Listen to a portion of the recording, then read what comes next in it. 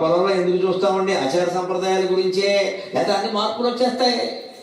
మా పొలంలో ఇలా ఉండదంటారు, అమ్మాయితో కులం అబ్బాయితో కులం గొడవలు మొదలైపోతాయి. అక్కడ ఈ అత్తగారు ఆ అత్తగారు, ఈ మామగారు ఆ మామగారు, ఓ శనయోరం యోర్మధ్యేరథం స్థాపయమేత్యుత గాంధీ వంశం సుదేహస్థాత్వ చేయు పరిదక్ష్యతే అయిపోయింది. ఇక్కడ అనంత విజయం రాజా కుంతి పుత్రో యుధిష్ఠిర పౌండ్రం దధౌ ప్రతాపవాన్. వీరు శంఖం పూరించారు, వారో శంఖం పూరించారు, కోర్టుకు వెళ్ళారు గొడవకి. ఆచారాల్లో తేడా వచ్చే. అదే మన వర్గాల్లోనే చేసుకోగలిగితే అన్ని వర్గాలు కలిసి ఉండొచ్చండి. పెళ్లిళ్ళే చేసుకోవాల్సిన అవసరం ఏం లేదు. అక్కడ కలిసి ఉండొచ్చు హాయిగా.